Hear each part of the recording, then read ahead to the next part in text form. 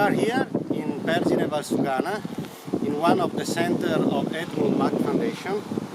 Here we have a small experimental apiary of top bar hives, and now I'm going to explain a little about this model of top bar hive. This is a model that we named BF top bar, a biodiversity friend top bar, because this project is born inside a complex project named Bees for Biodiversity that rised from Edmund Mach Foundation, World Biodiversity Association, and with the help of Marco Valentini, an organic beekeeper of Tuscany. This BF top bar hive has nothing special, but we tried to put together all the best solutions we observed in literature and in experience. First of all, the main core of this top bar is the comb that is small. It's a small comb, not very high, and this aspect comes from the experience of Marco Valentini that tried different solutions, and to have a small comb improve the speed of development of the colony and avoid the risk that too big, too heavy combs can fall down and be broken. The other characteristic of BF top bar are that we primarily suggest to manage bees between two diaphragms, and so having the entrance in the middle of the long side. Hives are normally exposed to southeast or southwest, but it depends also by the morphology of the place we are. The other characteristic of BF top bar is that we adopted the rotating shim of Garrett. This rotating shim is very useful, although apparently it seems it can complicate the managing of the hive, for two aspects. It was created by Garrett in order to offer to bees the possibility to build combs wide about 35 millimeters when they are building comb for brood, and to add additional space where they start to build honey comb. How it is possible? Because the bar are 28 millimeters wide, and they are accompanied by a shim, that is 7 millimeters wide and 12. So 28 plus 7 is 35, where there are combs of broad, and 28 plus 12, it makes 40 millimeters, 4 centimeters, for the combs of completely of honey, so they are bigger. We tried also the same general solution with the entrance in the shorter side, but to work with bees, manage the colony between two diaphragms, allow to the beekeeper to check the colony from both sides, the right side and the left side. This managing with the central opening in the hive, in the long side, and the managing between two diaphragms comes from the system of Christy Hemingway, the author of the Thinking Beekeeper, a very nice and interesting book. And I had the chance to discuss with her how to manage the bees, and we see that is very useful. Now we can observe that the diaphragm don't close perfectly, and so bees can pass behind it, And now we see that the last comb is almost fully built. So we will have to give another new bar. So we can see this wonderful comb. This comb was a comb for brood, for workers' brood, but having that bees not so much room, they fill it with honey. So we will must put this comb as last one, and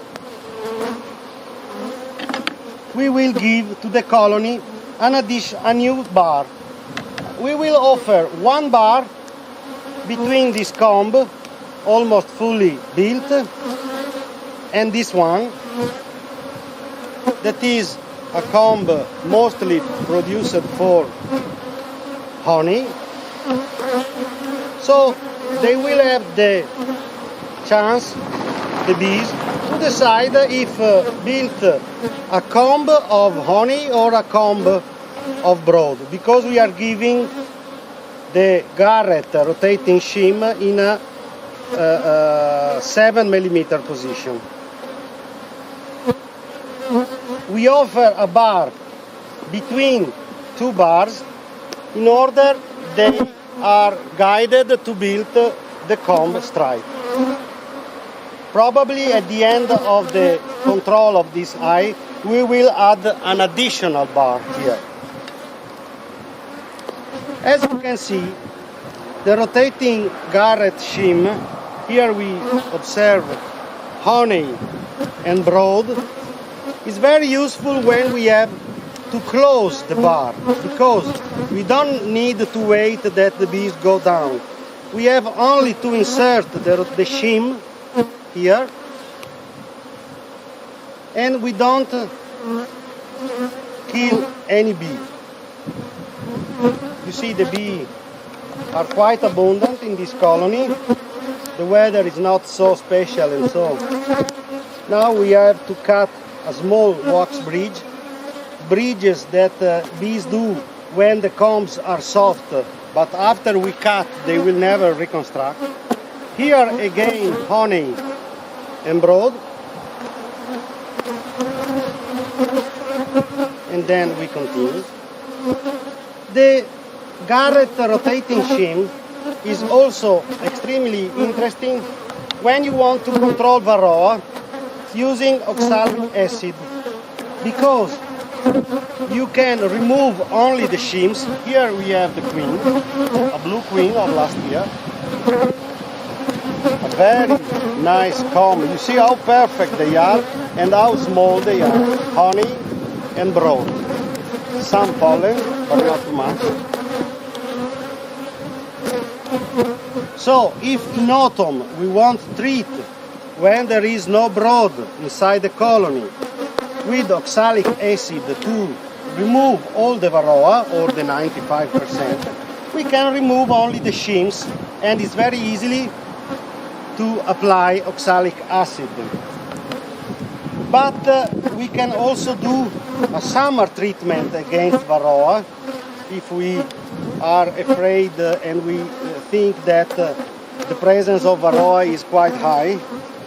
And so we can cage the queen, make that she don't lay eggs for 24 days, all the brood hatch, and then we can treat a colony with only phoretic varroa and apply oxalic also in summer.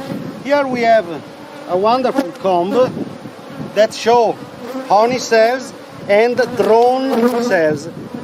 The drones grown in these colonies with natural comb are really extraordinary. They are strong, they are healthy, they are very performant. And this is good also for the beekeepers around, because we are giving to them the chance to have very strong drones and in a very huge number, because colonies normally produce a very good number of drones. They need them. It's not a problem for the colony. Is a good number of drones show that the colony is strong. Here we have a lot of hatching brood and also a lot of larvae. As you can see, In the same time we are opening the hive, we are closing the hive. So this is to be checked, this is checked. And this makes that bees are very comfortable, they don't lose temperature, they don't lose the pheromones, and only two sides of two combs are exposed to the control. So it's very important to use correctly the shims, the garret rotating shims, to close without squeezing any bee, and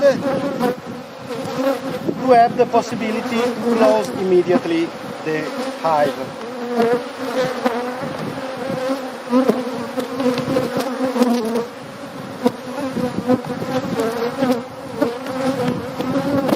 So you see they are a little active because all the bees were almost inside, being the weather condition not perfect.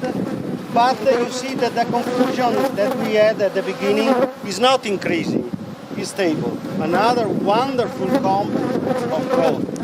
And observe how solid these growths are, being small. And we observed that we tried also top bar with bigger, but these bigger combs are fragile, difficult to be managed, and in comparison, colonies are much more fast in building combs and combs and combs if they are small, because the managing of the temperature, humidity, pheromones inside the colony is much more better if the comb is complete and it covers all the room from side to side of the colony. So we are almost at the end of control of the hive. The last two combs, and now we will decide if we want to add another comb on the leg. Here we have a comb with broad cells, drone cells and honey cells.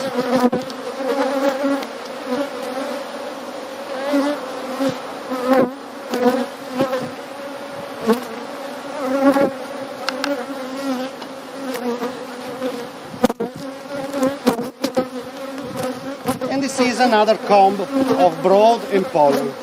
So we want to give them the opportunity, the chance to build another comb at the end or at the beginning, as we consider, and without interrupting the series of broad comb. So if they want to make another comb of broad, they will do. If they want to make a comb of honey, they will do. So the important is to make the bees can follow their own exigencies, their needs. Now we can move all the combs together.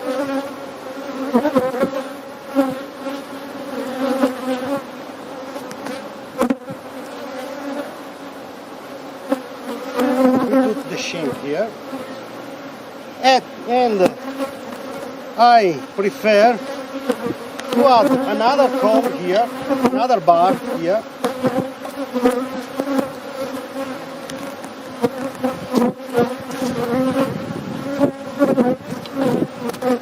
I will put in a wide space because now they are constructing honey combs.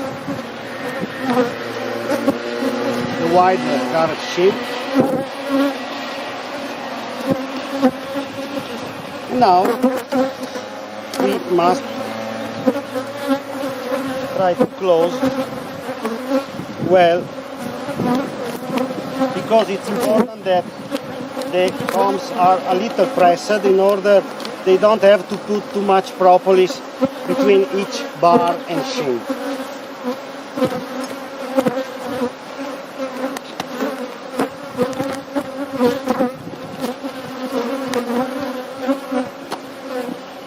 We make that all the shims are well positioned.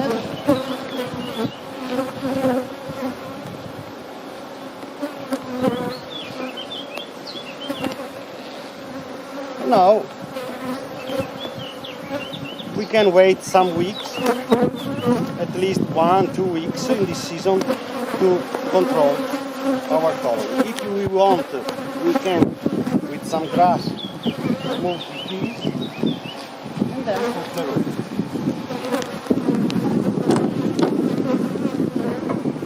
So this is a laptop bar, not very special, but we are trying hundreds of these. We have more than 30 here. We are managing, controlling other friends, new top bar beekeeper with 1, 2, 3, and so we have under our direct control about 70, 80 of these top bar. And it seems this model is very nice and very simple to use, and all new top bar beekeepers are absolutely enthusiastic of this approach with beekeeping.